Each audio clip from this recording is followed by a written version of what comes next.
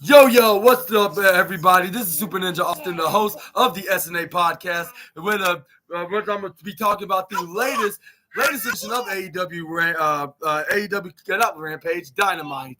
And this is my co-host, Super Ninja Alexander Jr. right here, my little nephew. Make sure you check him out right here. Oh, you right for the camera, the CC right here.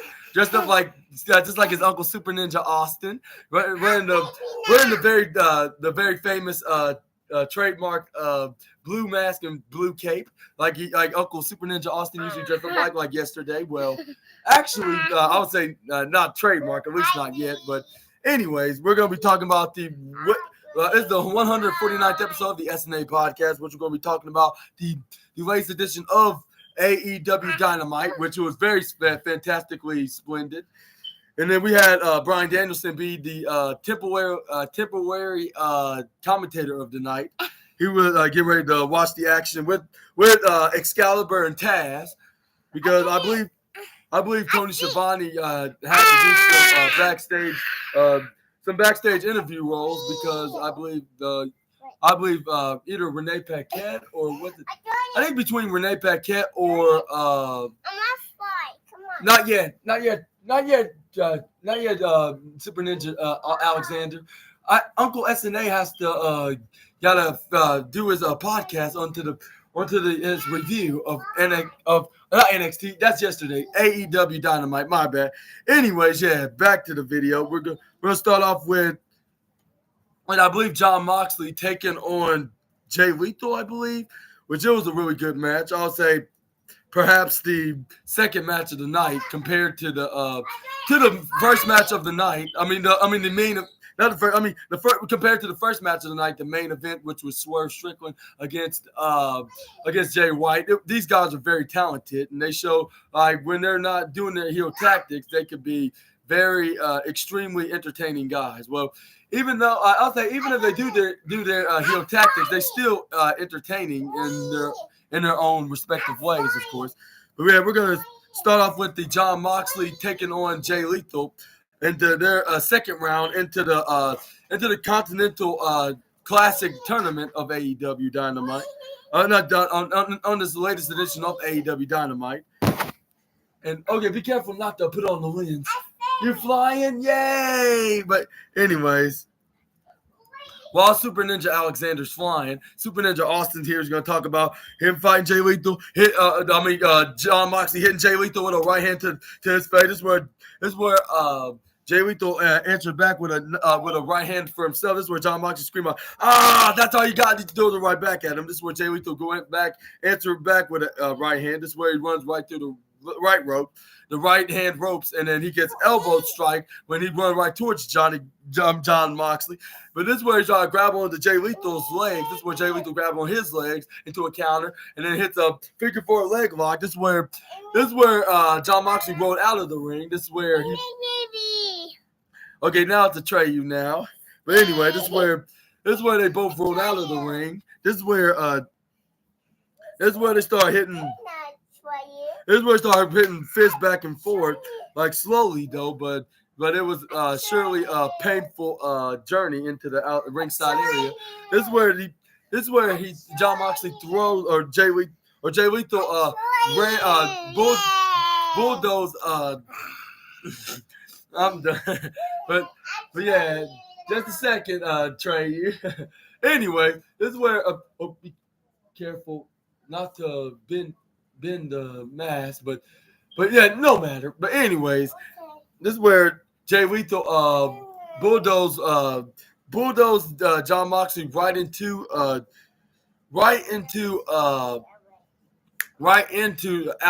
apron, which is the hardest part of the ring. Uncle SNA will worry about that in just a second. This is where Jay Lethal rolls out of the ring. This is where Jay Lethal tried to go for a suicide dive. This is where Jon Moxley. Daddy, give me 5. They put my money on this check. What? Finally. Yeah, the money I was supposed to get last week is on this check. What? They paid for me to take my ass to work. My check is what's it called? For real? I'm glad to hear that. Thank you, Jesus. Mm-hmm. Give me 5, puppy. Give big spot. Here's just like Super Ninja Alexander. I'm going to the bank and pull out like $200-$300 and just give it to Lou. Okay. I'll probably just give him $300. Just give me for a second. I'm sorry. You're good. Oh, you want to see it? I want to see. You're fine. I want to show you something else. Look, I'm showing you. Look, there it is. Oh, between you. Hold on. Let me go back. Hold on. There's Grandma's check. Right there. Nice. I've been busting my ass. Right. That's why I stayed late tonight. But anyway, this is where Jay Lethal and John Moxley fall into the ringside area. This is where John Moxley counters out of Jay Lethal's last blow. Irish whips him right back in the ring. This is where John Moxley was. This is where he hit the clothesline right onto the face of Jay Lethal, hitting right hands repeatedly onto Jay Lethal's head. This is where Jay Lethal counters, kicks him right to the legs. This is where he hits a sideward back suplex and hitting his right leg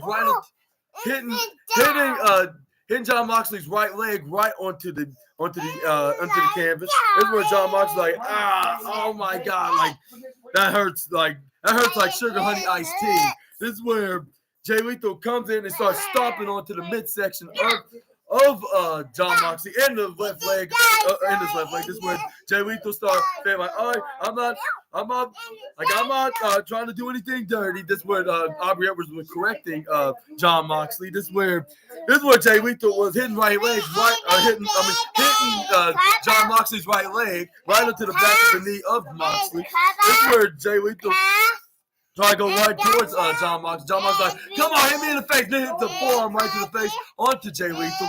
This is where Jay Lethal hits forearm right back at him, respectively. This is where fans were booing Jay Lethal and cheering John Moxley because, of course, they would do.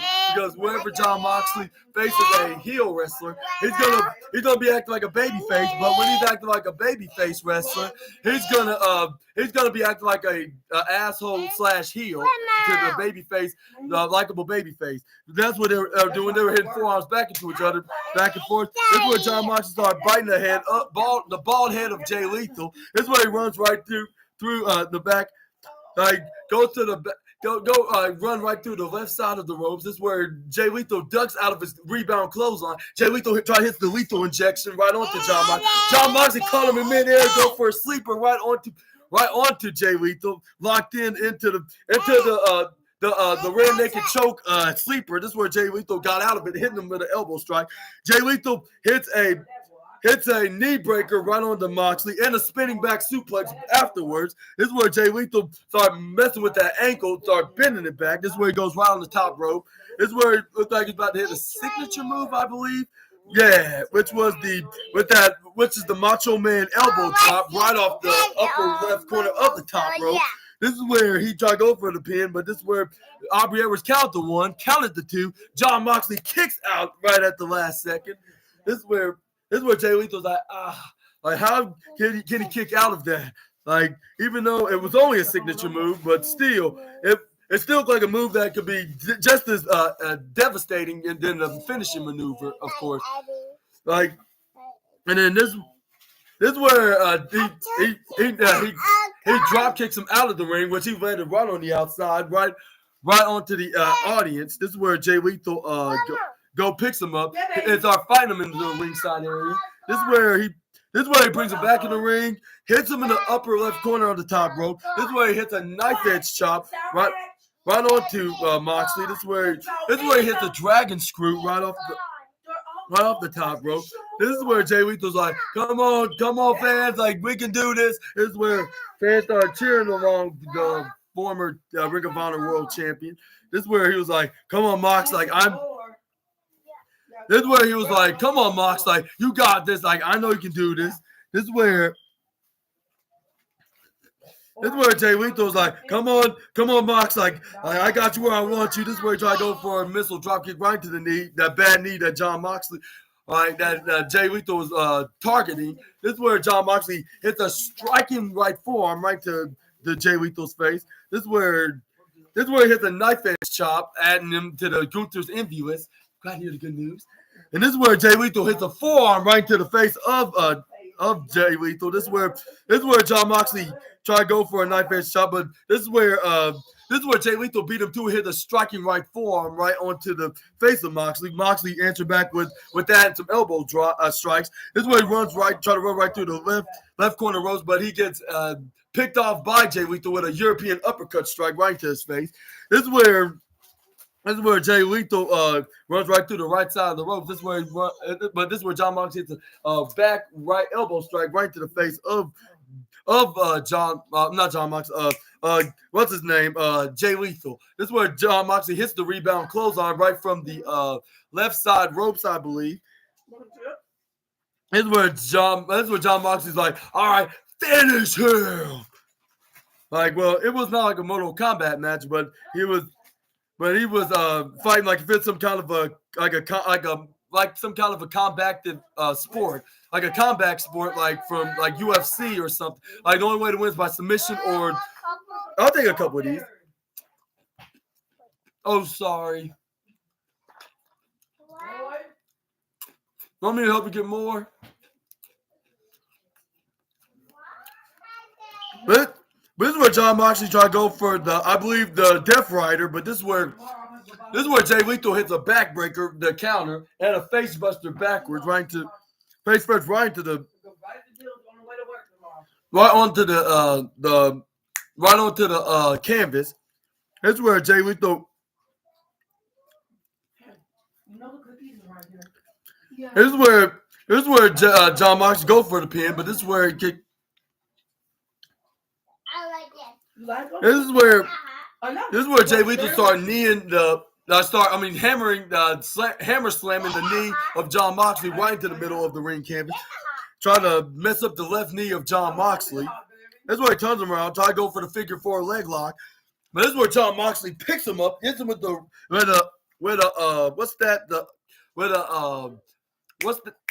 small package, which is the most devastating move in all of sports entertainment, the surprise roll-up.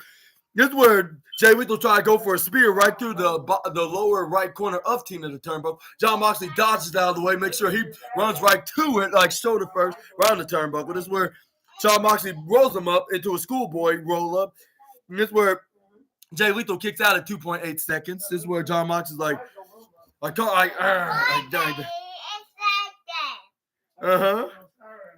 He's like, come on, Moxley. You got this under the bag. This is where John Moxley picks himself up. This is where he tried to go for a clothesline. Jay Lethal ducks out of it, put him in the back to belly position, push him right through the left corner ropes, try to flip him back into a roll-up, into a pin. Here's where Aubrey Edwards counted the 1, counted the 2. But this is where John Moxley picks him off, hits him with the rear naked choke right onto Jay Lethal. Jay Lethal flips out of it into a roll-up once again. But this is where he only got a 2.7 count. This is where Jay Lethal hits his secondary finishing maneuver, the figure 4 leg lock, which he learned from the Nature Boy, from the Best himself. And that was a guarantee because the second attempt didn't work very well. You know the rules. Like if the first time doesn't work, the second time is going to be a guarantee, which it was for Jay Lethal. He put the figure 4 leg lock right onto John Moxley. I'm like, come on, like, no, I can't tap out. I need to maintain my momentum of getting 6 points at this tournament. No, I can't tap. This is where John Moxley, but my leg hurts. And then this is where Jay was like, tap, so I can probably get 3. Like, I need to keep up. This is where John Moxley's like, no way, Jose. And this is where he grabs onto the lower ropes. This is where, I guess so. This is where Jay Lethal picks up John Moxley. This is where he hits don't go for like a lethal injection, but before he did that, he hits a frontward swinging roundhouse kick right onto the back of that bad knee of John Moxley that was messing up. This is where he goes for the lethal injection. We'll try to go for a guaranteed lethal injection because the first time they were. But it looks like Moxley fell right down, and that caught Jay Lethal off guard. This is where, because John Moxley landed on his knees, face down on the canvas like this, like playing turtle, I guess you could say, instead of saying playing possum, he was playing turtle. This is where Jay Lethal picks up John Moxley. This is where he does another. This is where I pick up John Moxley. Hello. This is where John Moxley hits the sit-out pile driver right onto Jay Lethal. This is where the death pile driver, which he nearly scored a victory, but he only got a 2.99999, negative 0.1 away from being 3. This is where John Moxley hits the third time, thinking this is a charm of hitting the rear naked choke again, right onto Jay Lethal, like trying to make him tap out. And this is where Jay Lethal nearly rolled out of it, but John Moxley had that right leg and stomp on the stomach, like to make sure he's down for good. Which Jay Lethal had nowhere else to go, and he had to tap out when John Moxley had it locked in, choking around his neck. And John Moxley won, scored 6 points into the Continental Classic tournament. A big congratulations to the former Dean Ambrose, or former AEW World Champion, I should say, whatever you go. What do you thought about this match? I'll say this was the second best match of the night. And I didn't mean by insult. I said this because there's so many matches that were really good. That happened to be second place. The first match is the main event, which I'm going to talk about that in just a moment. But John Moxley scored 6 points of this match, like of winning a second match in a row of being into this Continental Classic tournament. And do you think he's going to be the favorite of winning the Triple Crown AEW Continental Championship, along with the New Japan Strong Heavyweight Championship, or not Openweight Championship, and the Ring of Honor World Championship? Y'all let me know down in the comments below. And I will continue this podcast. I'm going to do it in the other room now. I'm going to go right here now. Oh, excuse me.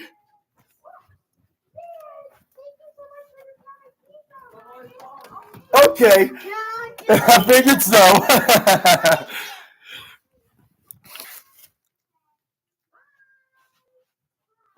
Oh, you want to return it? Okay.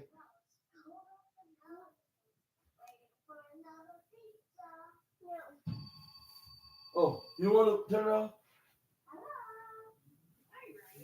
All right, everybody. SNA back. This is where we had a post-match video from AEW Collision exclusively from AEW's website on when he got interviewed by one of the backstage reporter journalists. This is where he was like, I guess every man could get too cocky at one point. I suppose I could say that. Right? Okay, put this right up here. It was like that exactly. That was like basketball. That was too easy, like a Steph Curry. But anyway, this is where that's where Kingston but that's the reason why I put the belts on the line. Like, God given, like, that I deserve to win this match. Right? Nobody doesn't deserve anything. Everything has to be earned. Which he's right on that. I agree with the Mad King on that. And this was next, it will be me against Bryan Danielson next Saturday at Collision, at round 2 of the Blue League's Continental Classic. And I'll say I just don't. And he started breathing heavy before he said it. He's like, I'm not gonna go. I'm not gonna do this. Like, no. I'm a humble in victory, humble in defeat. I got Bryan next, and I'm about to try to make the best of this, and I'm going to recover from this loss and try to hopefully I can bounce back and get a victory, actually get a victory and not be far behind in last place. Like, it was like, well, like I'll be ready for Bryan though. I just need to make sure that I don't be too cocky. Like, which this is very rare that I've seen Eddie Kingston been humble in a way. Like, and let me know in the comments that you see something unusual about this interview with Eddie Kingston's attitude. Usually he has like a very rude and also a rude and dictating attitude, if you know what I mean. But now, like, he's more of like a humbling baby face, like, if you know what I mean. Like, that's not cocky, and that always appreciates what kind of matches that he's in. Like, what if he loses a match? win or lose. It's like life. Like there's not gonna be no promises. Like tomorrow doesn't promise anybody. Like so, appreciate why you can. But anyway, that's where Bryan Danielson was on the. It was the commentary. He's like, yeah, like this is for the Continental Championship of AEW, the new Continental Championship of AEW, the Ring of Honor World Championship, and the New Japan Strong Openweight Championship. Like, okay, he's confident, and then this is where he's like, he's confident that he's gonna win the next match, but it cost him one loss. Now he's talking about behind the A ball against me. But And this is where Taz was agreeing, like, yeah, like it. I think it's all in his head, yeah, like I agree, like Eddie Kingston's don't know what he's getting himself into, and I'm gonna show him that I am going to beat him this I'm going to win this whole entire damn tournament, and it's going to start when I face Eddie Kingston this Saturday at Collision. And you're going to be looking at the future AEW Triple Crown Promotional Championship. I was like, perhaps he could do the unthinkable and the impossible, but I would think it'll be either Eddie Kingston or a Jay White, Roosh, or even Swerve Strickland, perhaps. That's on my prediction, of course. Who's gonna be the underdog onto winning the tournament? But I'll say, one of the guys that's in the main event is gonna definitely be the underdog, while other one's the overdog, underdog, second to Jon Moxley, of course. But this is where we have the second announced the second tournament will be Daniel Garcia against Andrade El Idolo, Bryan Danielson against Eddie Kingston, Brody King and Claudio Castagnoli in the second round. In the Blue League action of this Saturday. And then up next we have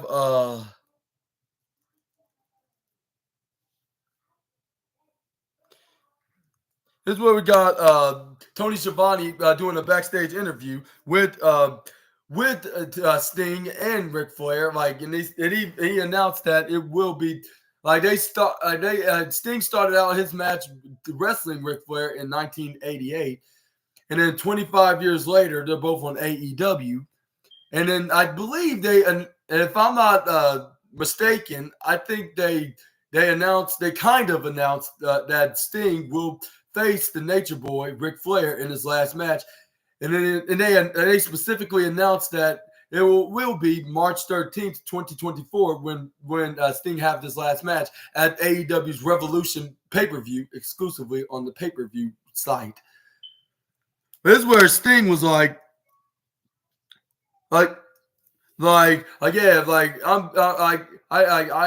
here with the guy that I started my pro wrestling career with, which is the Nature Boy himself, and being in this backstage interview with you, Schiavone, and all these years, and the memories from that night and that 45-minute match back in 1988, 35 years ago to be the exact, for the World Championship, it was a draw, of course, a 45 commercial free, a lot of people don't know that's a fact because most of these wrestling fans are young, and this was over 3 decades ago. So of course they're not going to know that because they weren't born yet unless they did their wrestling research online. But anyways, and he's like, this is the first time we did a sporting event like that, and also we did a commercial free. That wasn't the big deal to me of 45 commercial free. But I was in the what was the big deal that I was in the legendary Nature Boy Ric Flair, when he was in his prime, from at that time for nearly 20 years. He was a legend in the wrestling business. It was a make or break night for me. And Rick, thank you so much for giving me a match like that. And I appreciate that a million times much. And I would thank you for that. Thank you. And he was like, and I thank you, Mr. Tony Schiavone, for dressing up for being a part of that match, and also calling the action on that match, and he's like, the place, and that was the best way to end the career, to start my career, and now I'm here today, 35 years later. And this is where Tony Schiavone's we have memories like being in Greensboro on TBS before. So it's been 40 years ago. He knew so what you got to say about that? And this is where Ric Flair's like Tony Schiavone, like the words cannot be the words cannot be spoken to divide them. Like an emphasis of what's about to take place in the Greensboro, North Carolina, where Sting would make no mistakes. Like I did not make Sting; he made him own self. Like he's the one that made a name for himself. Like I just helped him out, making him be a star into that match. Like starting his legendary wrestling career, like a future legendary wrestling career for like until now, like 3.5 decades later, like we're gonna do it once again, and then it was commercial free at that time, and me like I think like we walking that rock room that day to 25 wrestlers, like they're like Jesus, like you did it, the Stinger, you were the man, like all the 25 of the wrestlers in the back. Like we're praising it. Like you just went out there and did it, and proved to the legendary star that you're the next big guy into this industry. And he's like this is what this business is all about. 2 men, and he's like, I'm a rookie. I am 74 stinking years old. Like I'm sitting there stink like an icon. Like. And there's we'll do it for Tony Khan. I'll do it for Sting. I'll do it even for Tony Schiavone here too. He's like, and I'm going to Greensboro, and which will be arguably going to be the greatest match, and God knows God knows the what he say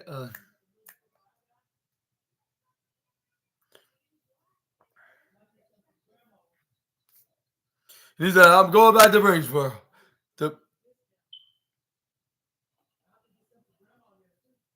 Had some great moments. That's right. He's like, and I'll be honored to be there at your side.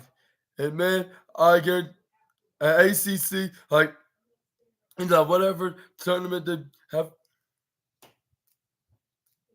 This match will be one for the ages. A highway, like we'll be lined up from Richmond to Charlotte, and then and wherever it was, like Sting and the Nature Boy and AEW are coming to Greensboro, where we started our story into this wrestling book, of course. Yeah, the story of this wrestling book that started back 35 years ago. Well, assuming to believe 36 years ago, because it's about to be 2024 before you know it, of course. And this is where they did their woos respectively, their own signature woos, like woo, Ric Flair did that, and then Sting like go. And this is where Sting's like, this is the 80s all over again, Rick. And this is where Tony Schiavone's like, tickets go on sale, right now, and it's for the Sting's final match at Revolution, not tonight. It'll be Friday, a week from. I mean, it's 2 weeks from this Friday, which is gonna be ticket sale at December 15th. My apologies. Ticket at tix.co, I believe. And this is where they said, this is where Sting's like, it's showtime. And the Ric Flair woo into Tony Schiavone's here until they got back into the ring arena. This is where we got the second round, the other second round of the second match of the Golden League, Golden Leagues of the Continental Classic, which is Mark Briscoe and Roosh, where Roosh was getting stomped a mud hole by by Mark Briscoe into the lower right corner. This is where he tried to go for a clothesline. This is where Roosh ducks out of the way, hits a striking knife edge chop right onto the chest, leaving some stinging lashes and marks right onto the chest. Well, I say less lashes, more marks. Looking like if he looked like some kind of looked like a human T-bone steak, I suppose. I would say best way to describe the chest of Mark Briscoe. This is where he started getting double foot stomped by on the shoulders by Roosh. This is where Roosh went back. This is where he runs to try to go for a clothesline, but he gets booted right into the face by Mark Briscoe. This is where he hits a clothesline right onto the Mark Briscoe. This is where he snapmares him off the lower right corner. This is where he runs right to the right side, kicks him, slide kicks right to the back. This is where he lays him down. This is where he starts stomping him right to the This is where he looked like he laid a football and kicked it to the moon, something that Charlie Brown would never get to do.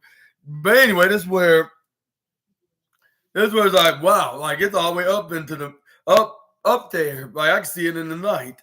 But this is where he do the pose, looking like if he's like some kind of an arrogant heel, but he's actually a badass baby face, which is similar to John Moxley's situation, but he's more of a tweener rather than a mid card. I'll say rather than more of a tweener rather than just a badass baby face.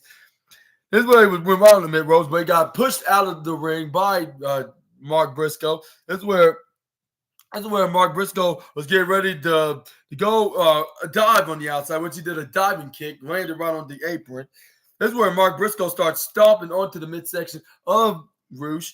This is where he hits a stinging knife edge chop. This is where Roosh puts him right onto the barricade. This is where he started chopping on him. This is where Roosh went back and chopped him right back. This is where Irish whips him right into barricade, or the former Bears, or on Barry Barricade's tombstone, I guess you could say, right on the upper right corner. Then he turned around and threw him into the upper left corner. This is where Roosh throws him right back into the upper right corner, right into the barricade. This is where Excalibur's like, I hope he doesn't get himself disqualified, because even if he does, this means this will be his second loss into this breakouts turn. Not breakout. I'm thinking of NXT right now. The Continental Classic. My apologies. This is the Continental Classic tournament. Like, this is where he went back in the ring. Like, this is where he laid on, like if he was his best friend Andrade, like doing the pose, like doing with his side, laying on the side. This is where he went back in the ring. This is where he tried to go for a clothesline to Mark Briscoe, but like out of the ringside area into the audience. But this is where Mark Briscoe ducks and hits a Randy Orton signature back suplex right onto the barricade, like landing him back first and spine bend right onto the back. This is where Mark Briscoe runs right onto the apron. This is where Mark Briscoe was like, all right, come on, get off your feet. It's Briscoe time. Like, oh, this is where he hits a running sliding elbow drop right off the right corner apron, which is like, and this is where Mark Briscoe is like, yeah, that's what I'm talking about. Like, I'm gonna bounce back and get this win. This is my third win yet. This is where he throws. This is where he throws Roosh back in the ring, but he gets struck with a kick by Roosh. This is where both men were down to the ground. This is where both men were trying to get back up. This is where Roosh. This is where it was Mark Briscoe got up first. Then it was Roosh. This is where he started throwing fists at each other, like back and forth, like right, left, right. This is where Roosh was like, even though I'm not sure, if I say I'm a fan of this guy, this is where he's like, but he's very tough. Like, he's very difficult to beat. This is where he tried to go for a clothesline, but he gets instantly hit with a belly-to-belly suplex. This is where Mark Briscoe like, This is where he tried to go for a splash right through the upper right corner, but he gets instantly countered into a belly-to-belly suplex right to the the upper right corner of Barry Barricade. This is where Roosh was about to hit the think about hitting the double feet to the face, but this is where Mark Briscoe was instantly trying to get up off the middle rope. This is where he tried to hit the double middle drop kick, but he gets caught with a spear right onto the middle of the canvas. This is where he goes for a pin. This is where the referee counted 1, counted 2, but Roosh instantly kicks out at 2.9. This is where Mark Briscoe tried to go for a swinging neck breaker, a twisting neck breaker, more like. This is where he tried to go for a pin. This is where the referee kicked out. This is where the referee counted 1, counted 2, but it was only a ooh, which it was a 2.8 count. This is where Mark Briscoe tried to go for a double underhook to the J drill, I should say, but this is where Roosh ducks out of the way. This is where he tried to go for a striking right hand. He ducks out of the way. This is where Mark Briscoe tried to go for a back to belly maneuver, but he gets instantly elbow strike right to the head of Roosh did of Mark Briscoe. This is where he drops him down to the ground into the canvas. This is where Roosh was right on the apron. This is where Mark Briscoe was onto the top corner of the apron. This is where he started hitting forearms right onto Roosh. But this is where Roosh caught him with a knife edge chop, respectively. This is where Mark Briscoe hit the chop right to Roosh's chest. This is where they start hitting chops back and forth, and then until Mark Briscoe hits a flip up instigiri right onto the skull of Roosh. This is where Mark Briscoe tried to go for a charge right onto Roosh, but Roosh caught him, hit a belly-to-belly suplex right off the apron, landing back first right onto the concrete floor.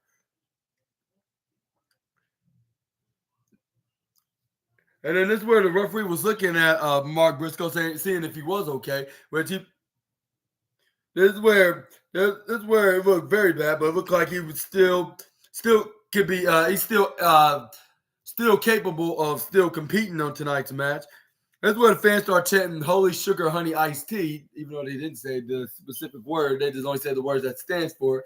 Like the total opposite. Then they did the total opposite what WWE's NXT would, and they let them say it.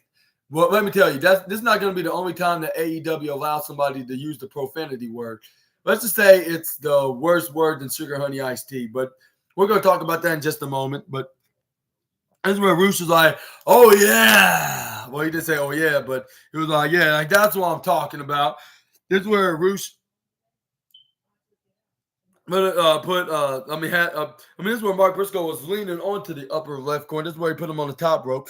This is where he hit the chop right onto the chest of Mark Briscoe. Mark Briscoe hitting right hooks right onto the chin and the face of Roosh.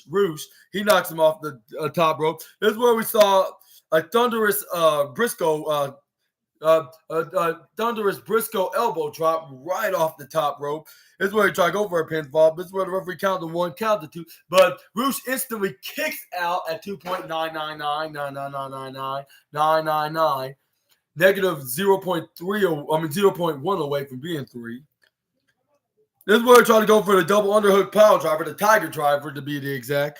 This is where Roosh flips him over into a counter. This is where Roosh was like, "Oh, I gotta get back up. I gotta do it. I gotta do the double kick." This is where Mark Briscoe charges once again, but which I don't understand why he did that if he didn't have no plan.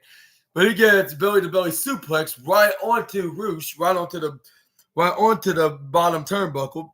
This is where Roosh was like, "Yeah,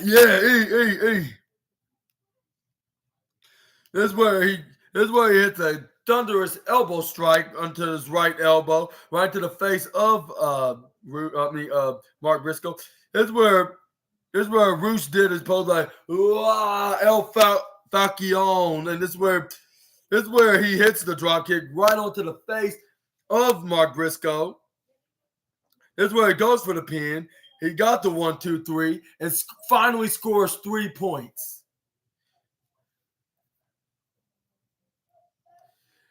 And it looks like he's gonna emerge victorious, and he's gonna face whoever probably gets who's gonna probably get still have number 3, which that's probably somebody in the main event later on tonight. But it looks like Mark Briscoe is going to join Jay Lethal, I guess, into the Zero Club and start and get and do a match next week where it's going to be, I believe it's going to be next week will be Jay Lethal against Mark Briscoe and Roosh against anybody who loses. Roosh will face whoever loses on tonight's main event, and then John Moxley takes on the winner of tonight's main event next week into the 3rd round. But what do you thought about Roosh winning this match? Let me know in the comments down below. We're going to move on to the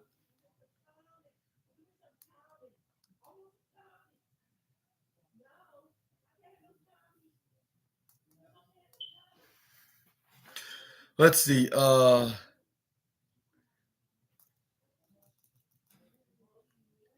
Let's move on to the next slide, which is the portrait with Tony Storm and portrait with Tony Storm and her assistant, and her butler Luther, with him massaging her foot, which is another portrait with Tony Storm segment, but luckily it was not exactly a silent movie, even though it was very silent with no words. And we also have her biggest fan, what's her name? Mariah May, I believe. And this is where she thanks her assistant, and it's the least what I could do. I used to I've been friends with her ever since we were teens, and yeah, it was the best what I could do. And this is where Mariah May's yeah, thank you very much, and she even complimented and flirted with him until soon after she went to Tony Khan's office, because I think Tony Khan asked her to come to his office, which I'm not sure what it is. I believe it's some kind of an alliance with Tony Storm, or even perhaps being in the next number 1 contenders match for the AEW Women's World Championship. Only time will tell when something happens between those lines. But let's move on to the next match, which is more like a promo segment, which is MJF addressing a few things about what's going to happen in the next few weeks. What's going to happen in the next few weeks with his title match at the end of December, which is a month from now, against Samoa Joe at their upcoming pay-per-view World's End. This is where MJF was I'll give you two. And he was I remember in the early 2000s, there's one thing I want to talk about, and that was in the early 2000s. I got a poster, and that was it was a poster in my mailbox, and it said the lines TNA Wrestling, and I didn't know much about. I remember thinking about myself, what is this all about? I tuned in, and I couldn't have been happier of seeing plenty of talent that we see that are huge stars of today, whether if they're still on that brand or go to other promotions, which he was referring to, promotions like WWE, AEW particularly.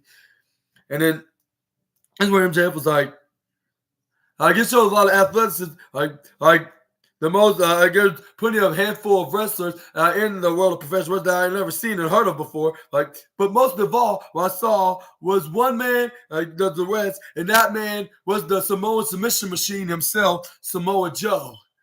Fans were cheering along. This is where MJF's Samoa Joe, you may have been a little bit unconventional at that time, but he didn't seem to care to anybody's opinions. He just wanted to show up and show out and shine, how much of a star he is in the business. And he's and neither of any of us, because every time we walked to that entrance, we knew that this man that he's the greatest talent into this industry in God's green earth. I was yeah, I totally agree about that. And him and guys like him and AJ Styles, me and my brother remember watching them in the TNA days, and even guys like Sting and Kurt Angle was there too. and Scott Steiner, Big Papa Pump, of course. Like that was the days of TNA was in their golden years. Like, which I'm hoping that's the same like in 2024 when they go back as the TNA name.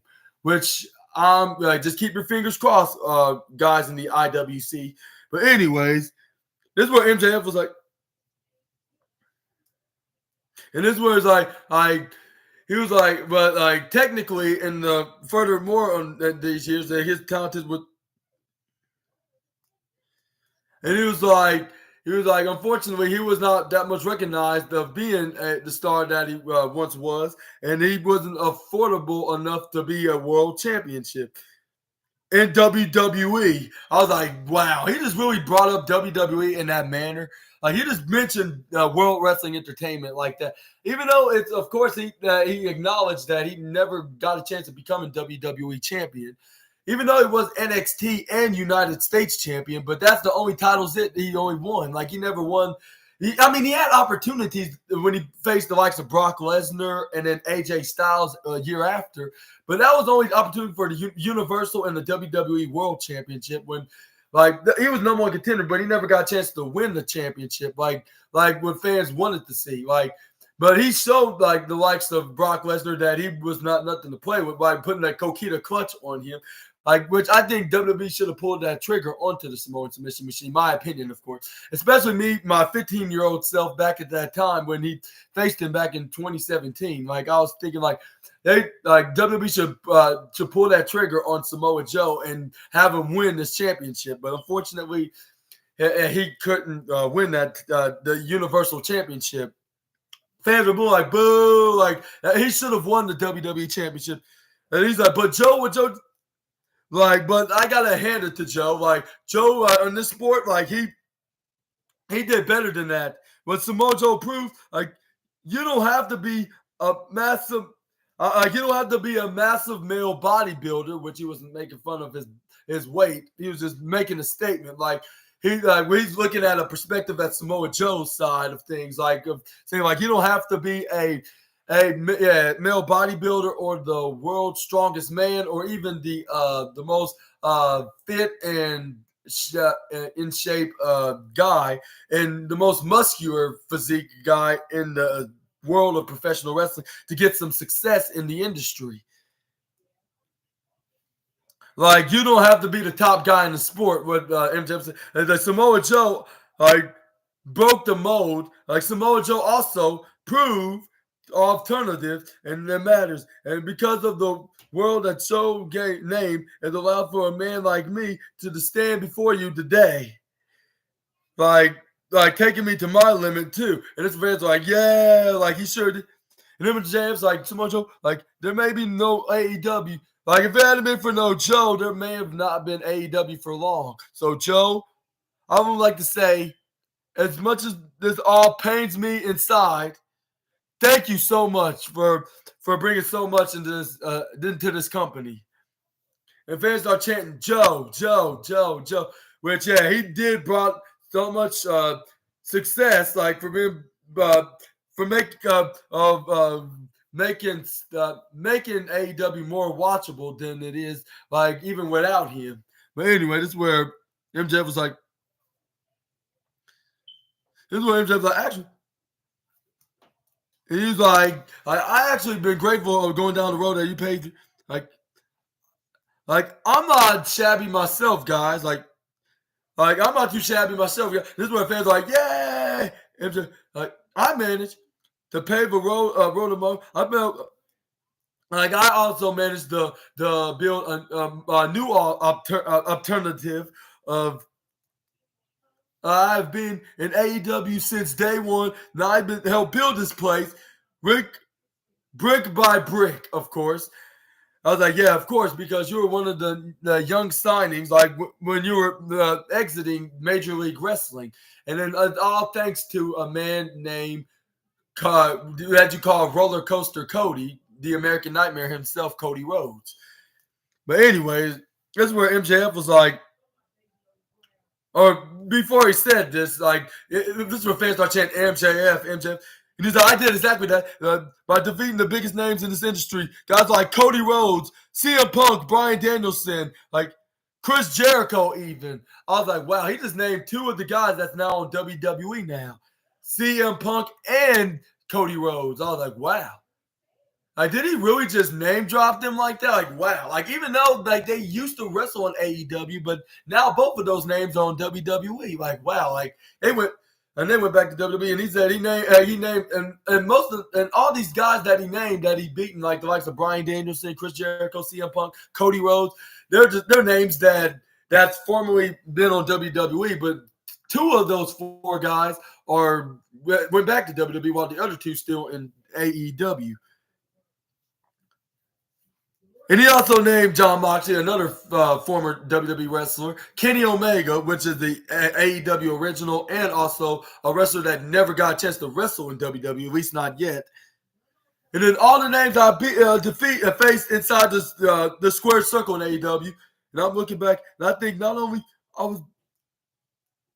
I wasn't lucky to be victorious, but I was lucky to survive from those names. That would be you, including you, Joe. Samoa Joe, you are a wrestling legend. Like on December 30th, it's not about your legacy.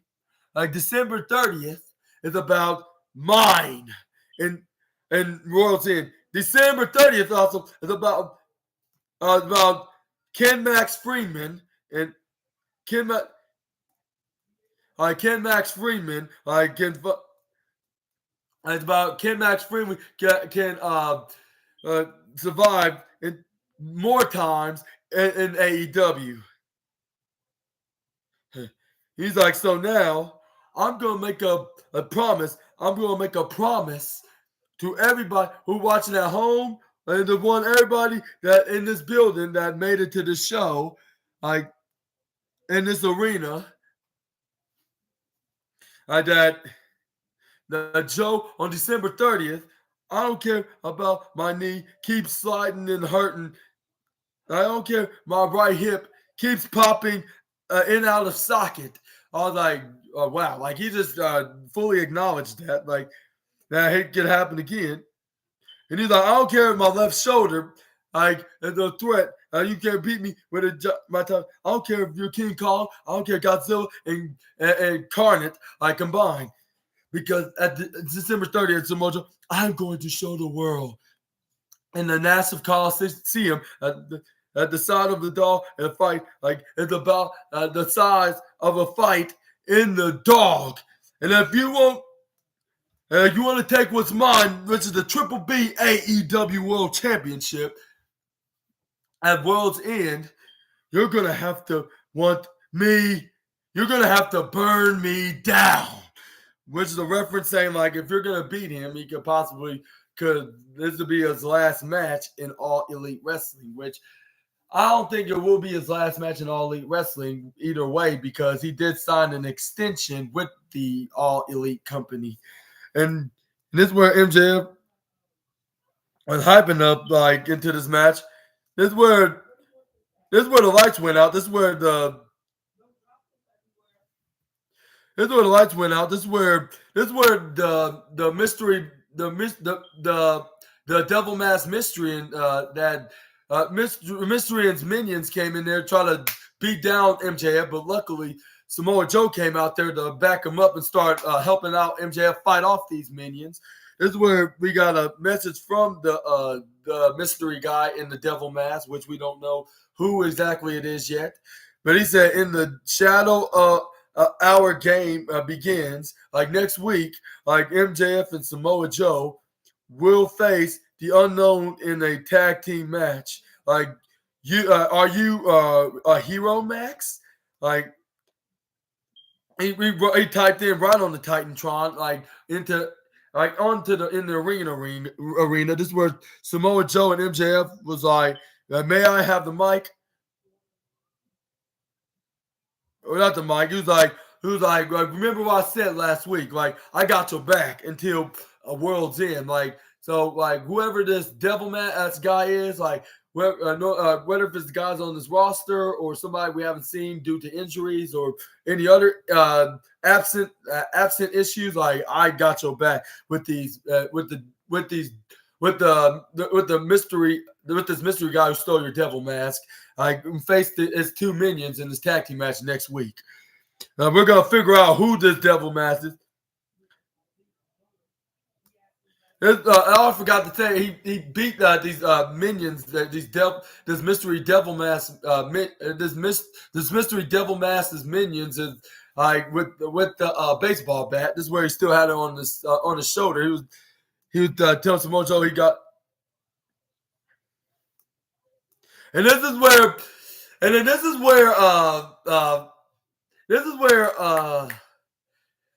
MJF was like, I am sick of your stupid Scooby-Doo bull sugar honey iced tea shenanigans.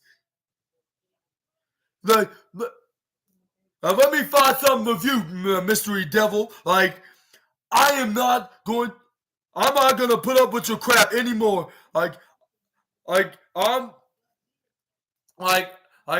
Until after I face Samoa Joe at World's End, I'm going to go after you, and I'm going to go after all you. And I'm gonna beat down every single man that you send to me one by one until I get my devil mask and unmask you, you coward. And next week, if you want a tag match between me and Joe, like, you got it. But Samoa Joe's like, come on, accept that challenge. That's Samoa Joe confirming that he's ready to team with MJF. This was that you on. And this is where he drops the microphone. This is where fans start cheering like, yeah, we will have.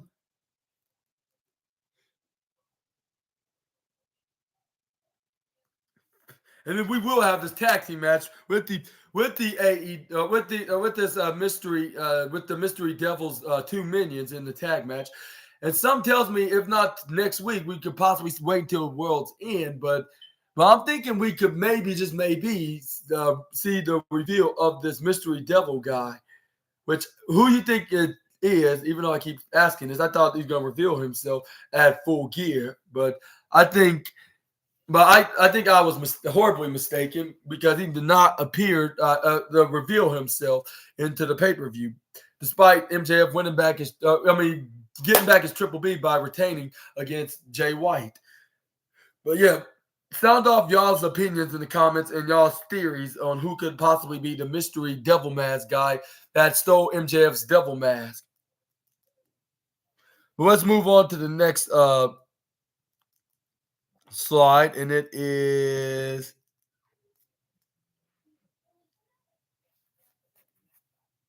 AR Fox against Wardlow. And let me tell you, this was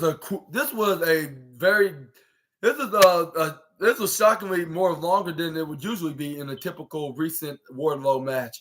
Usually a Wardlow match will barely last 3 seconds. Like, he just hits the powerbomb of Symphony, knocks him out, and we're going to talk about that in just a moment. But this is where AR Fox brought the fight, brought at least 50% of the fight to Wardlow on tonight's AEW Dynamite. Knock him outside, hits a step-up moonsault right off the apron, right onto Wardlow. But Wardlow caught him in midair and then hits him with a power slam right onto the hardest part of the ring, back first, which is the horrible place to get hit, right in the hardest part of the ring apron. This is where Wardlow went right inside the ring. This is where he strapped up his suspenders back up.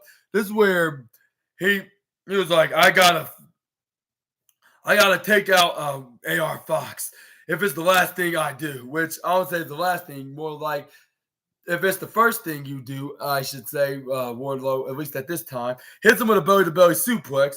This is where the match officially started. This is where Wardlow was getting ready to go for business as usual every week, like thinking if this is Mortal Kombat, because this is like if this is his gimmick, like he wins by a knockout rather than a pinfall anymore. Like after the first 2 times, like of facing like Griff Garrison and that other guy, I forget who it was, but Matt Sydal. Like it was Griff Garrison and Matt Sydal. Like after hitting those first 2 power bombs, after powerbomb and pinning him, he just started winning by knockout by knocking down his opponent with the powerbomb and Symphony. But it seemed like it was a lot longer than any of the matches he had previous combined, because AR Fox rolled out of the ring. This is where he tried to regain his energy. But Wardlow throws him, tosses him back in the ring from the left side of the ringside area, left corner of the ringside area. Wardlow comes back in the ring. This is where Wardlow started walking in the upper corner. This is where he started strapping down his suspenders up. This is where he started flexing his, his triceps. This is where he started hitting this. This is where he started hitting the axe handle with his opponent. This is where he picks him up with the. This is where he tried to go for the gorilla press slam. This is where he flips out of it. This is where he runs to try to go for a spear, but he hits his face first right onto the left hand corner of Tina the Turnbuckle. This is where Wardlow this is where Wardlow was in sit down snapmare position until AR Fox hits a sliding drop kick right to the face of Wardlow, hits him with a 450 splash. This is where he tried to go for a pin, but Wardlow instantly kicks out at 1 even. Wardlow was like, "No way, not today. As long as I get my opportunity against MJF, no one's not gonna pin me down less than 1 second." And this is where he tried to go for a strike right to the face, hits even the pump kick afterwards. This is where every time he tried to hit the pump kick after that, this is where Wardlow was hardly phased about it. This is where he starts slowly, gradually getting back up. This is where he tried to run and try to go for a splash right onto him. This is where he gets hit with a double-handed claw spine buster, standing spine buster to be exact. Like if it was Bobby Lashley doing it with 2 hands. This is where he hits a swinging lariat with his right hand to bring down AR Fox. This is where Wardlow's like, this is about to get more easier. This is where he hits him with two powerbomb symphonies. And it looked like he was about to be done, but he's like, no, not done yet. This is where Wardlow hits the Swanton bomb after that. And then he picks him back up, hits him with a second powerbomb, a symphony, right onto the middle of the ring. And this is where the referee's like, all right, like AR Fox is not conscious enough to continue this match. We need to ring the bell. Like he's done for tonight. Like, and this is where the referee called for the bell, which the referee ring the bell, and we finally got him declared the winner because he looks like a Mortal Kombat character or even a Street Fighter's character. Like him every time he's in a match, he wins by knockout. This is gonna be his new gimmick until we face like an MJF or anybody who has the AEW World Championship, especially with his new gimmick. I'm assuming Wardlow's a heel now, some kind of a badass. I'll say a badass solo heel that at this point of him being in a match and wants to destroy his opponents. This is where we have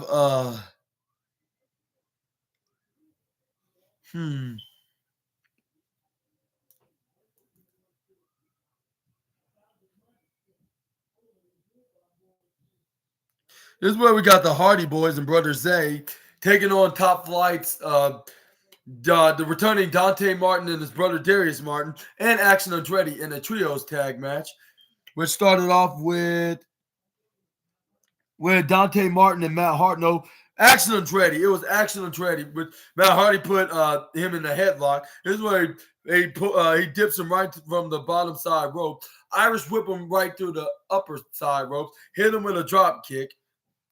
This is where Matt Hardy gets back up. This is where he hang on to the ropes. This is where Action Andretti tried to go for a clothesline, but Matt Hardy instantly tried to flip him over to try to do a body drop over the ropes in the right side. This is where Action Andretti caught on right onto the apron in the right side. This is where he shoulders Matt Hardy into the midsection. This is where he go for a springboard sunset flip right back in the ring. This is where he tried to go for a pin, but he only got a 2 count. This is where he goes for a roundhouse kick into the midsection, but this is where Matt Hardy catches his leg, flips him up in midair or upper air, like at 7 feet, doing a backflip in the process. This is where Matt Hardy eventually hits him with a hip toss afterwards. This is where he tags in his brother Jeff, and this is where Irish whips him right towards him. This is where he hits the knee right into the to the jewels into a gut buster, flips him over. This is where he does a leg drop right into the midsection, while Matt Hardy does the leg drop onto the head of Action Andretti at the same time. This is where he goes for a pin, but he only got a 2 count. But this is where he tried to do a hammerlock onto the Action Andretti. Action Andretti counters out of it. This is where he hits a hammerlock back on him, respectively. This is where Jeff Hardy hits an elbow strike right to the back of the head of Action Andretti. This is where Action Andretti tried to go for a moonsault, but this is where Jeff Hardy moves out of the way. This is where he stared right directly at Action. This is where he's like, okay, you're very easy. Like, all right, okay, not very. I mean, you're very difficult fighting right now, and this is where Jeff Hardy's like, yeah, like I've been doing this for 25 years. Like, what do you expect? This is where Action Andretti tags in Darius Martin. This is where Jeff Hardy tags in Brother Zay, Isaiah Cassidy. This is where they spin around a bit until they got into a grappling game. This is where Brother Zay got what's his name, Darius Martin, into a headlock like Matt Hardy did with Action Andretti. This is where he puts him right into the left side ropes. This is where he puts him on the right side ropes. This is where he waits for him to hit a move on him, but this is where Brother Zay instantly intercepts into a shoulder block, a reversing shoulder block. This is where he runs right through the upper corner ropes. This is where Darius Martin goes for a duck. Dodging duck. This is where he goes for a leapfrog when he runs right through the lower side corner. This is where he jumps up right through right onto the ropes onto the upper corner, doing the springboard moonsault. But this is where Darius Martin dodges and do a flip onto the ropes. This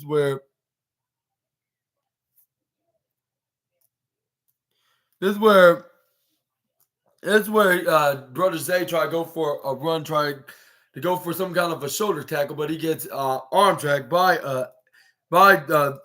Darius Martin. This is where he Irish whips him right to the lower ropes. This is where he tried to go for some kind of a flapjack or spine-buster maneuver, but anyway, Isaiah Cassidy hit a flying arm drag himself. This is where drive run right towards what's his name, Darius Martin, but he gets tripped over. This is where Brother Zay tried to get back up, but he gets instantly drop kicked by Darius Martin. This is where Darius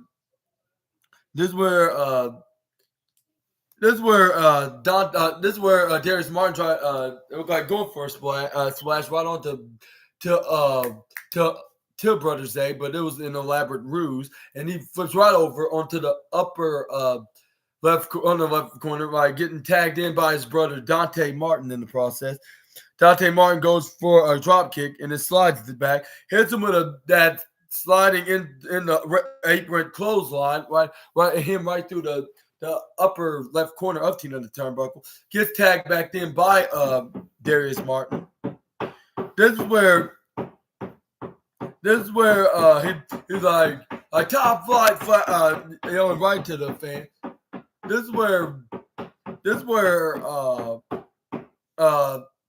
is where Dante Martin hits a springboard splash right onto him.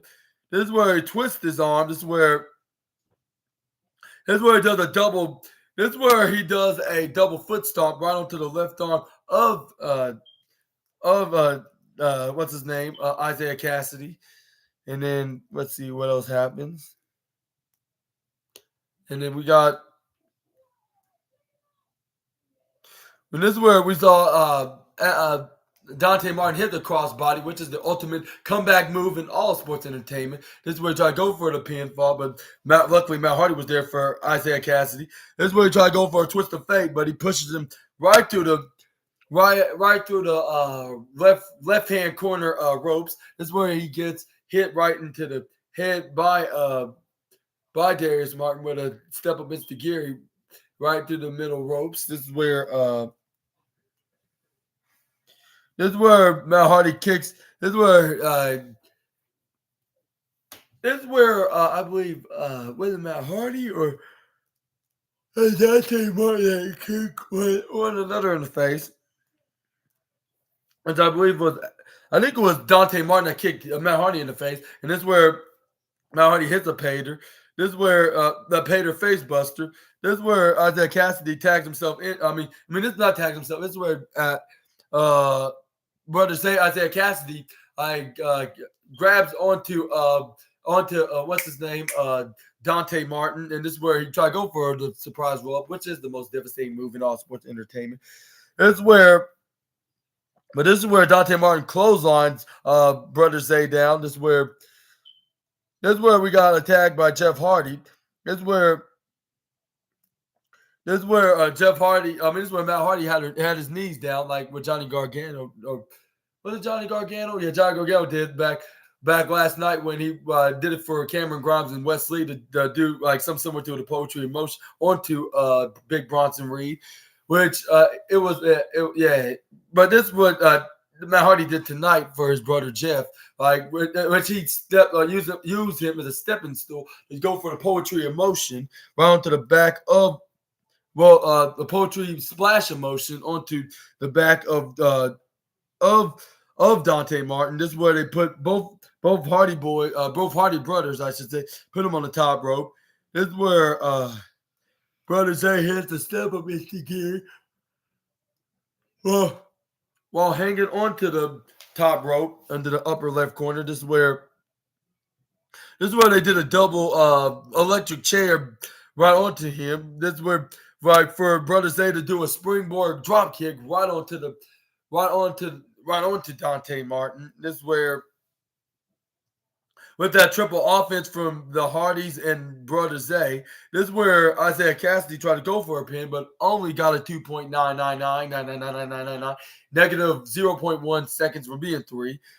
This is where Matt Hardy throws Action Andretti right to the upper left corner, right onto the team Top Flight and Action Andretti's corner. Both Matt and Jeff put him and Darius Martin right onto stack. Darius Martin stacked onto Action Andretti onto the barricade. This is where he was down on his knee. This is where he tried to go for a poetry in motion, but it looks like Darius Martin beat him to it by stepping onto Matt Hardy as a stepping stool and hits a flying forearm right to the face of Jeff Hardy. This is where Action Andretti does a springboard moonsault right off the former Bears, right onto Matt Hardy. This is where Action Andretti's like, yeah, back in the game. This is where Isaiah Cassidy try to go for a suplex, but he gets knee right exactly in the head. This is where try to go for a clothesline. This is where Isaiah Cassidy rolls out of the way. This is where he hits a super kick right onto the midsection. This is where Darius Martin ducks out of the clothesline from Isaiah Cassidy. This is where he goes for a German suplex, but this is where he hits an elbow right onto Darius Martin. This is where Action Andretti hits a drop kick to make Darius Martin hit the German suplex. And I checked, I'm not sure if he is German, along with Dante Martin, but he could be mixed with German and African American. But anyways, back to the video. This is where back to the recap. This is where Dante Martin hits a half Nelson slam hits his half Nelson slam finishing maneuver to get the 1, 2, 3, and finally top flighters scoring victories like more and more often. And what do you think what's next for Top Flight now that Dante's back and he's teaming with his brother Darius Martin and Action Andretti, and being this powerful trio that they are in AEW lately? And what do you think about this match? And do you think that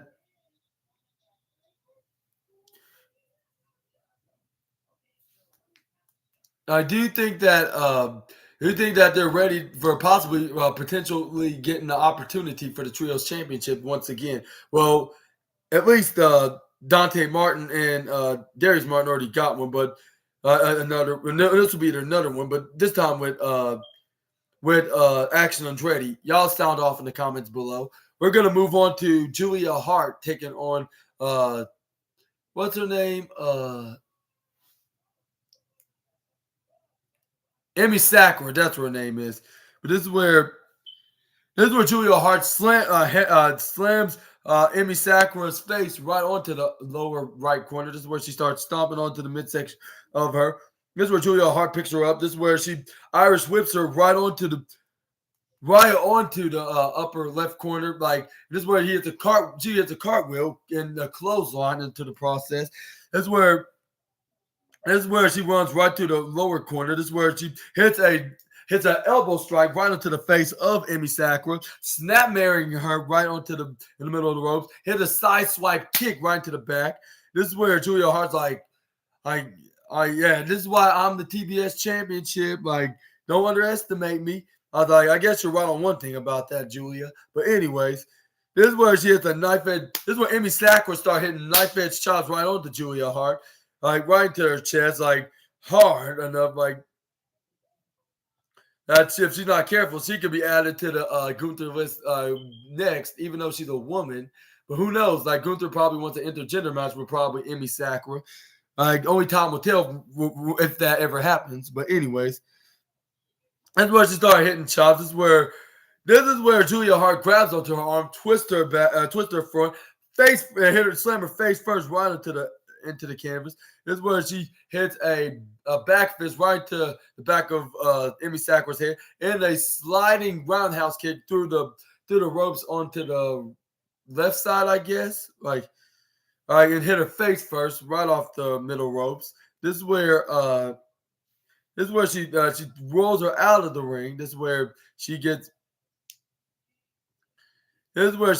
up Emi Sakura. This is where she gets punched right into the midsection. This is where she Irish whips Emi Sakura right onto the symbol of the steel steps. But this is where Julia Hart tried to do to Emi Sakura, but Emi throws her instead right into and then she crossbodies her right onto her midsection afterwards. I was like, oh my God. Like, hopefully Julia Hart's doing okay after that, because that is not a pretty sight. Not very beautiful about that at all.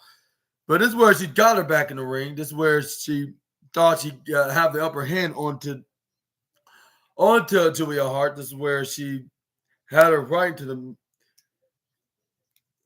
This is where the fans started chanting Julia, and I was kind of confused. Like, is Julia Hart starting to turn babyface? I couldn't help but notice, like, is she turning babyface? Or is this because that Emi Sakura is the most fan-hated heel in professional wrestling? That's the confusing part. What's the reason why they're chanting for Julia Hart? Or it could be they're getting over her because they like seeing her every week, and she started getting better and better with her in-ring abilities. But anyway, this is where Emi Sakura goes right on the top rope. This looks like she about to hit a moonsault, but this is where Julia Hart rolls out of the way. This is where she had her. This is where she locked in the Heartless, but Emi Sakura had nowhere else to go. She just tapped out. Like yeah, she was not trying to get choked out of the maneuver, so she just started tapping out. Julia Hart wins the match. I know. At first, no, she got out of it at first. She hits a striking right hand. Right?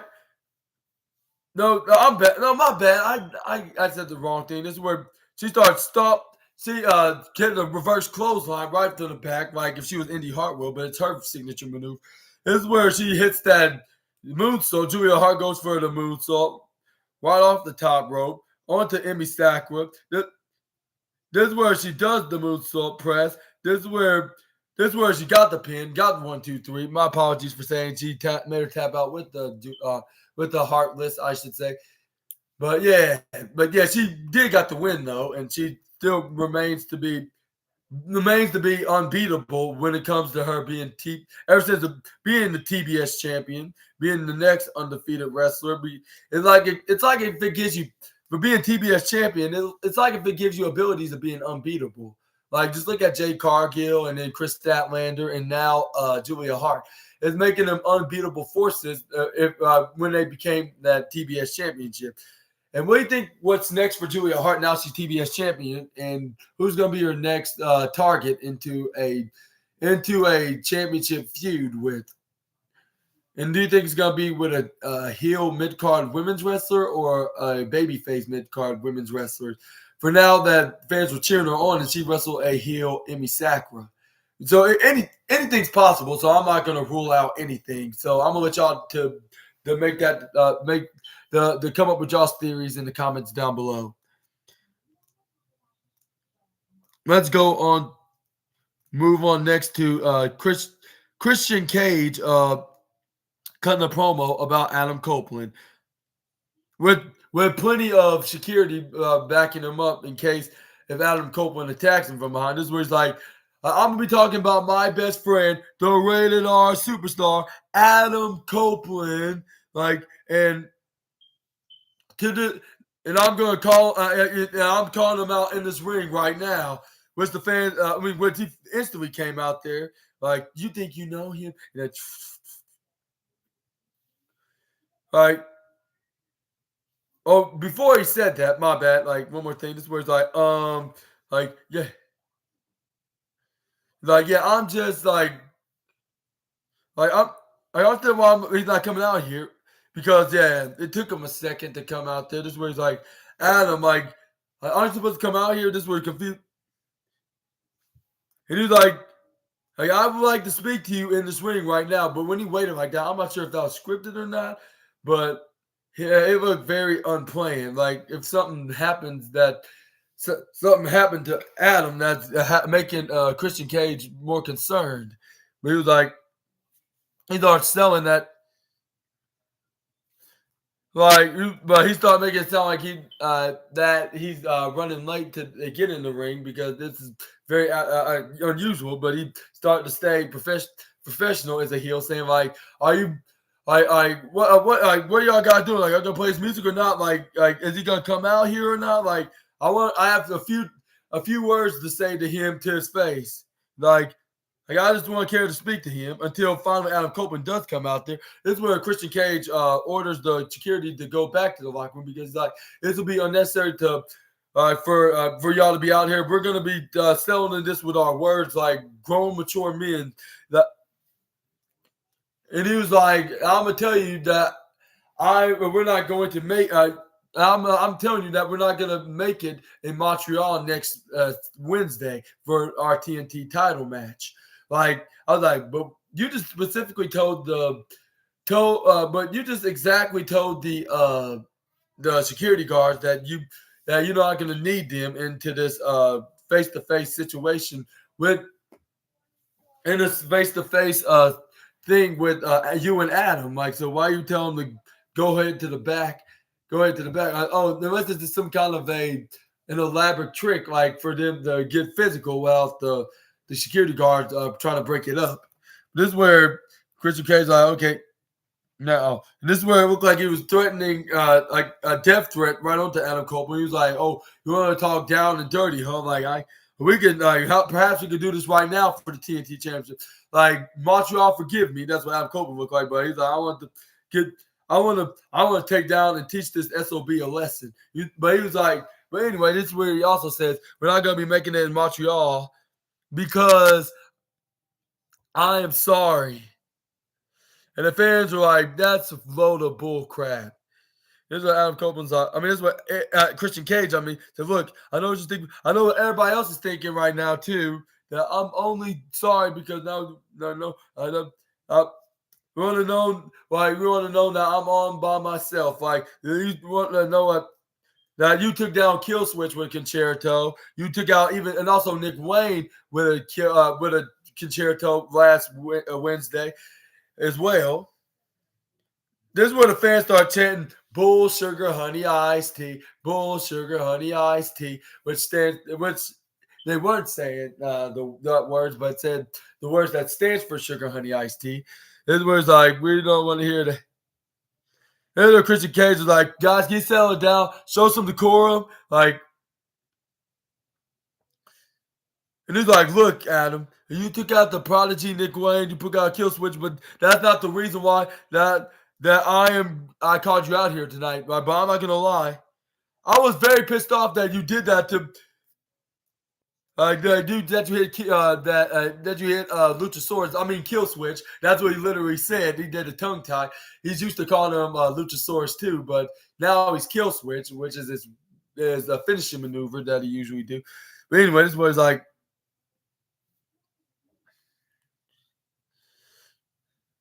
And fans were still not buying his nonsense. What he's saying, he's like, "Well, kill switch, not one but two concertos right on to the dinosaur wrestler or my personal pet dinosaur wrestler, I should say." But anyway, this is where he said, "I've been start driving. I just need to think. I need some fresh air. Like I put out the windows down, and it's somewhere during that trip, like." It turned into a road trip over my reflection. He's like, and it turned me into a road trip on soul searching, like digging down deep, trying to figure out why I became the first, like how I became this guy like this guy that does these malicious things that's very unsavory, and the fans were chanting, "What?" Like they would do if Stone Cold was in the house. And this is where Christian Cage's like, when I was driving, like, it reminded me of the days that I was up.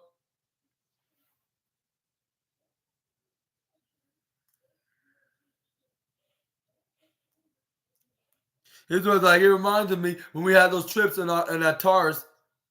So it reminded me of the times that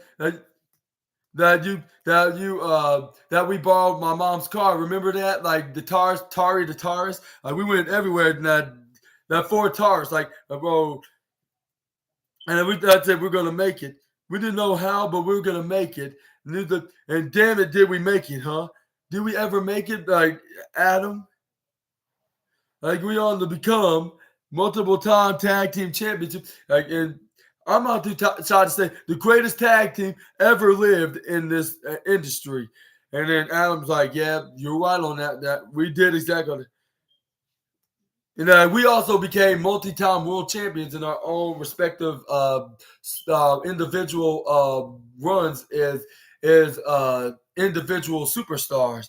And then he's like, two of the greatest careers in this industry, in the sport, man. And he's like, you're not taking wrestling part relationship away from me. Like it's going deeper.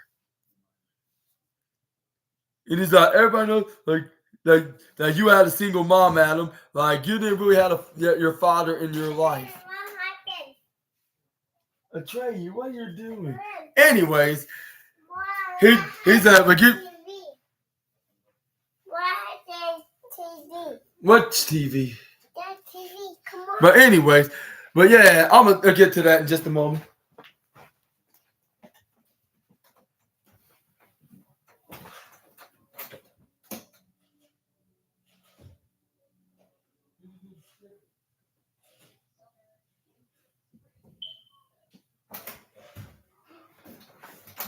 But anyways, back to the review.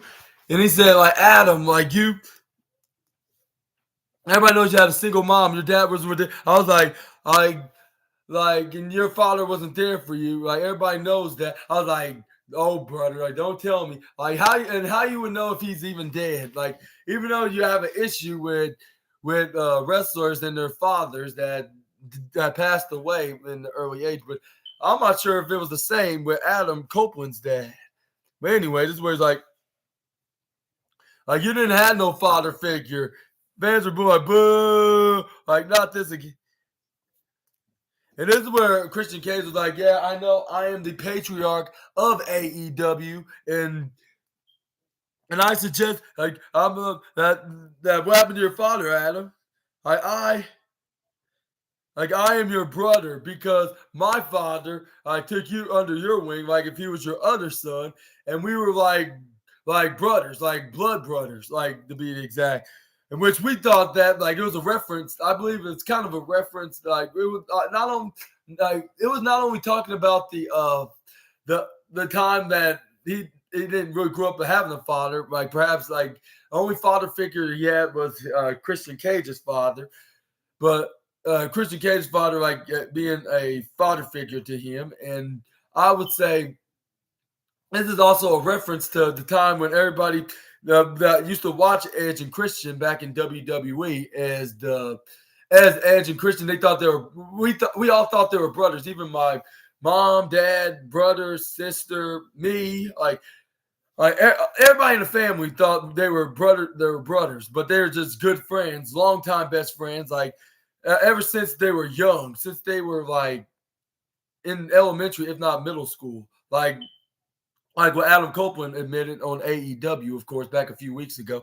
But they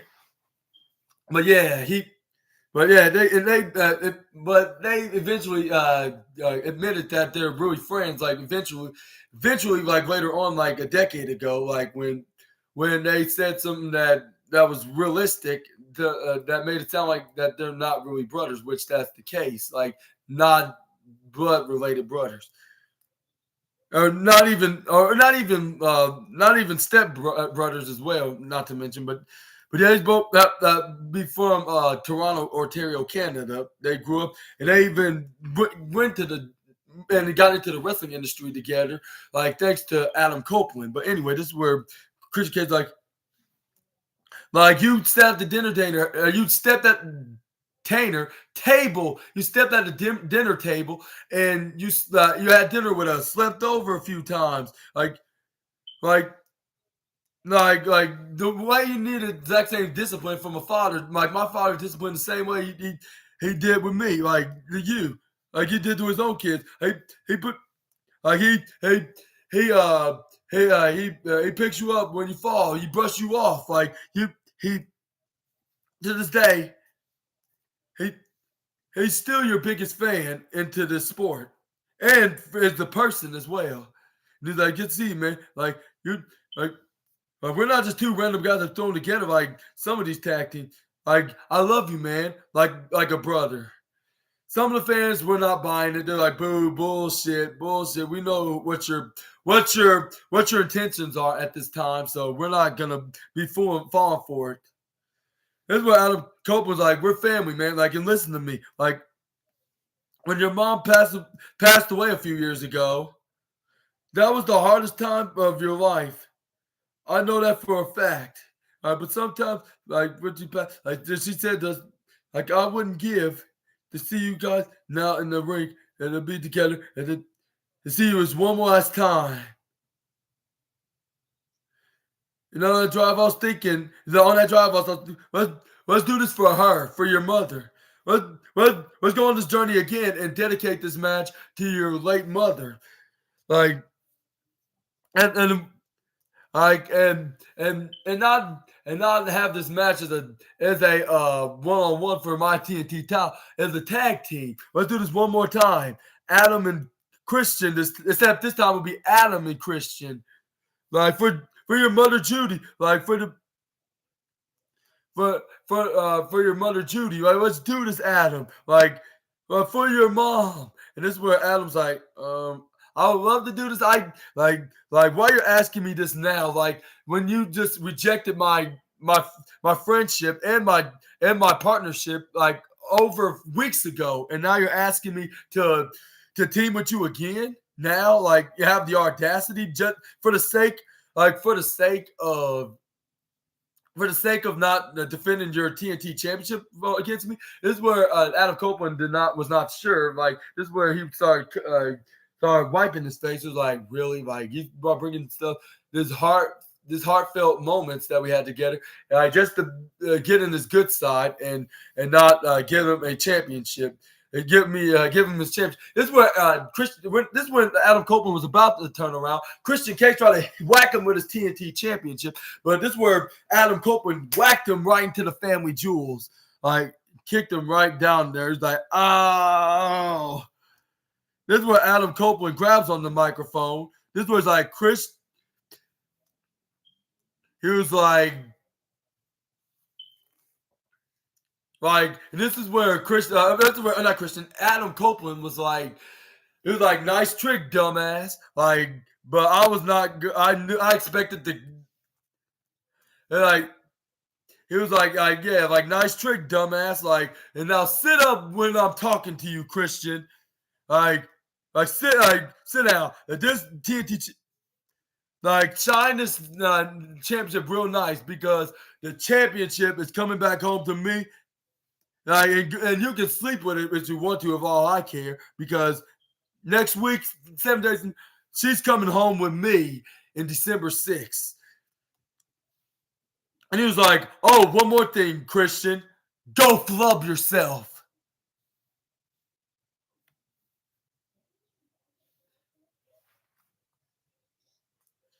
And yeah, he really did.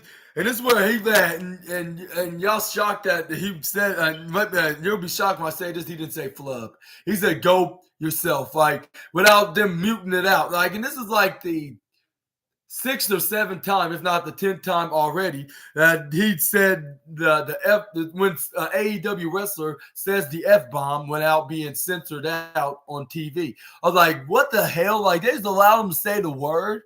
Like, what? Like, without censoring it? I can understand if it was like Max or even the pay-per-view, they could get away with saying words like that because it's on a streaming platform, not on not regular TV, but cable TV, which is almost like regular TV. But I understand, like, I would understand if he said the S word, sugar honey iced tea, but the F word, and yeah, that's the word I said. That's the word that's worse than sugar honey iced tea. That's it. Before that, that's the other profanity word that didn't got censored today, and there's gonna be a huge buzz. That's gonna be it's probably gonna be a huge buzz all over the wrestling internet community tomorrow afternoon, all day tomorrow on Thursday, where everybody gonna talk about saying like Adam Copeland just said the F-bomb on AEW television without any hesitations, and also with censoring in the show.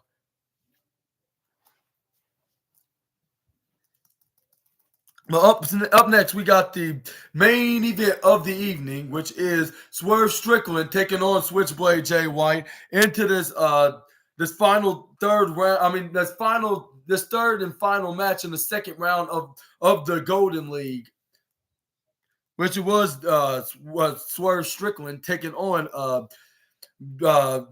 what's his name, Jay White. And then let me get to the middle of the match, even though I'm not sure if it would be a good idea, but it's more interesting. That's the reason why I would move towards the middle of the match, which if we had Jay White pick up Swerve Strickland back down after beating him a bit, hitting him with multiple moves. He hits him with a German suplex.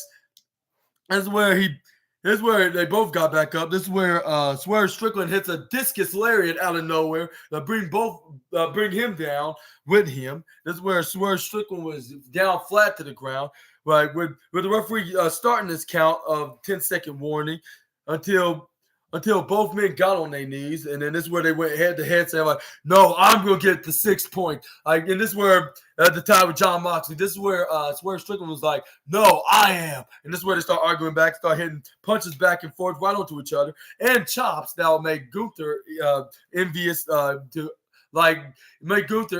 like he probably was when it was who it was, Mark Briscoe, I believe, yeah.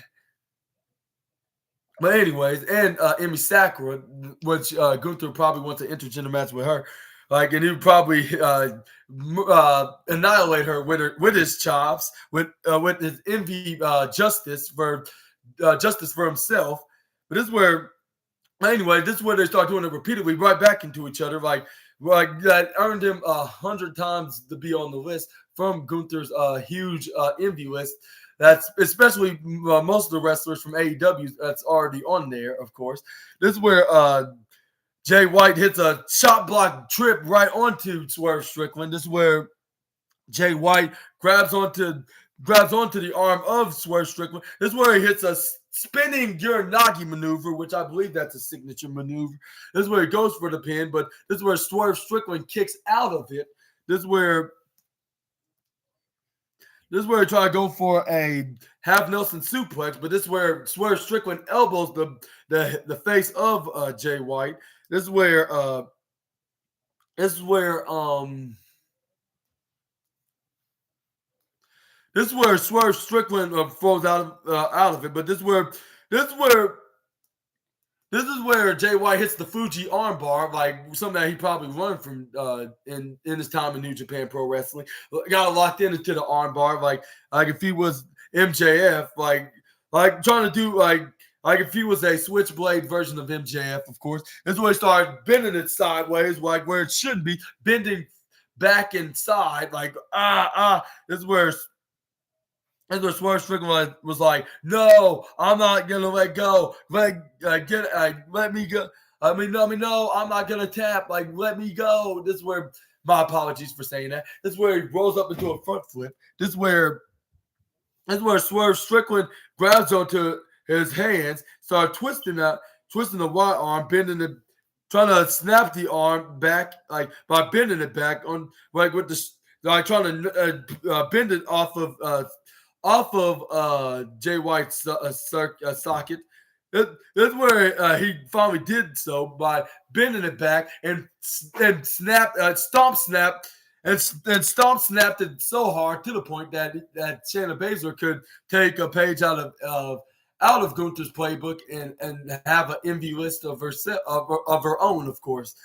But this is where, like, because it looked very bad. It looked more brutally devastating than Baszler's stomp to the arm. Like, it looked like he could have broken the arm. Like, Swerve Strickland hit it so badly. But this is where Jay White put Swerve Strickland right on, hit his back right onto Swerve Strickland right through the lower left corner.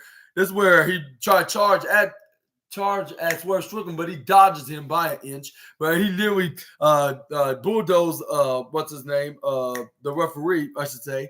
This is where Swerve Strickland turned him around. This is where Jay White tried to do the most classic and dirtiest maneuver in all of sports entertainment. A low blow right on the Swerve Strickland with his foot. But this is where Swerve Strickland grabs onto his leg.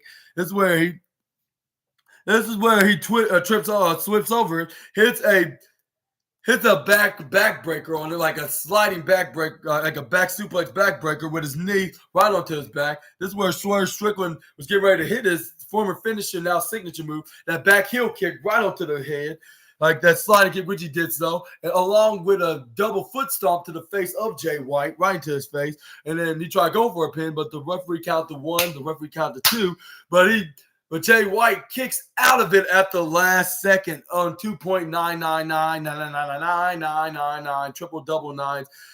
A negative 0.1 away from being 3. And Swerve Strickland couldn't believe, his eyes were shocked. Like, how in the hell did he kick out of it? Like, did he literally just kicked out of this maneuver? Like, nobody ever did so in history in AEW. I think that's the most protected move in AEW, of course. This is where he picks up. This is where he tried to pick up Jay White. This is where Jay White tried to go for a Blade Runner, but I believe he pushed him out of the way. This is where he tried to go for a charge, but he tackles him from behind. This is where he drop kicks him out of the ring. This is where he throws him right back in the ring. This is where he tried to go for a Blade Runner the second time. I was like, can it be a guaranteed? Which it wasn't. I believe Jay White's double curse. Also, on top of losing the AEW World Championship match and not officially being the championship. Because this is where Swerve Strickland. But anyway, yeah, like but that was the time when. But that was when he lost the match to MJF. But back to him facing Swerve Strickland, like he tried to go for a Blade Runner the second time, which it wasn't a guarantee because he got countered by Swerve Strickland. He hit the most devastating move in all of sports entertainment, the surprise roll up. I believe, unfortunately, Jay White was double cursed in this match, and Danhausen was not there to even curse him. Which that's gonna be a new catchphrase now, and this is where Swerve Strickland got the 1-2-3. I was like, wow, he really won with that grand maneuver in pro wrestling. Like, wow. Like, and I'll say this was still number one match of the night. Like, even the ended with a surprise roll up, whether if it's surprise roll up, DQ finish, count out, whether if whether if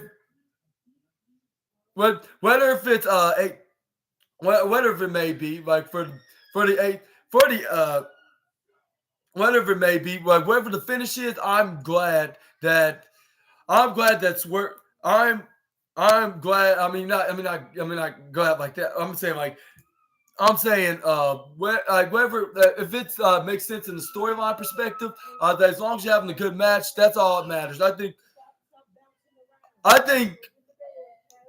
I think this was a really good match. Like, yeah, as long as it's interesting and it's telling a story in the wrestling in general, I think it's gonna deliver. Of course, I'll say this was number one match of the night. Number two match definitely goes to Jon Moxley taking on Jay Lethal. That was a very interesting match. I'll say, but yeah, if this match wasn't wasn't as good as that, wasn't good if not better than that match in the opener, I would say I'll give that match the number one match of the night. Jay Lethal against Jon Moxley. Second match was the trios match with the Hardy Boys, Brother Zay taking on Top Flight and Action Andretti, and we got fourth match was perhaps Jay Briscoe and Roosh, of course, and I would say even Emi Sakura and Julia Hart was very decent, even though it's kind of confusing on if Julia Hart's face or heel, which we're going to figure that out in the near future. But yeah, but this Saturday we have part two of. But yeah, that was the end of AEW Dynamite, and yeah, Swerve Strickland's possibly gonna face Jon Moxley next week, while Jay White will take on Roosh once again, I believe. And we'll see Jay Lethal take on his longtime best friend since Ring of Honor, Mark Briscoe, which I believe because they're both 0 right now because they lost their second match, while Roosh gained 3 points just like Jay White did last week. And Swerve Strickland gained 6 points like Jon Moxley, which they're higher level, while the middle is Jay White and Roosh, which they're going back to like in the first round, but it's the third round next week. And also we have Jay Briscoe and Jay Briscoe, not just Mark Briscoe, his brother, because Jay Briscoe passed away, and that's another wrestler I want to send my condolences to. Rest in peace to him. And I want to send the condolences to you, Mark Briscoe, to your brother into a sad time. But anyways, you, Mark Briscoe, is going to face your best friend Jay Lethal into the lower level because y'all are trying to play a game of catch up. But I believe whoever wins this match is going to exactly do that. But anyways, and also, what do you think about? And also this Saturday we have on Collision, which will be part 16 of the Collision review, which will be Bryan Danielson against Eddie Kingston and the Blue Leagues into the second round, and we'll have Daniel Garcia against Andrade, and we have Claudio Castagnoli against Brody King. And who do you think is going to win those matches respectively this Saturday? Y'all let me know in the comments down below, but I'm going to review tonight's AEW Dynamite. I'll say a very decent, but also splendid episode of AEW Dynamite, a 4-star review, 4 out of 5 stars. And how would y'all rank AEW Dynamite tonight? Y'all let me know down in the comments below. And if you like this video, please make sure to hit the thumbs up, comment down below on what you thought about this video or AEW Dynamite tonight. Subscribe, click the bell notification so you can be uploaded we can be notified when I upload a new video, which reminds me, which will be episode 150, which will be the wrestling news part 54, where I'll be talking about the wildest wrestling news stories, rumors that you SNA fans need to know on the Wrestle Talk article, of course. Make sure y'all check that out. But yeah, I've been your host, Super Ninja Austin. This was the 100th episode Well, I mean, not 100 episode, the 149th episode of the SNA podcast, part 16 of the AEW Dynamite. And yeah, what was your favorite match of tonight's Dynamite? I need to start asking this more often. But yeah, let me all know also about that in the comments below. Hopefully, y'all have a great Wednesday night, and I'll see you all tomorrow afternoon. Till we meet again, Super Ninja Austin, the assassin, is offline. Bye-bye, my SNA fans.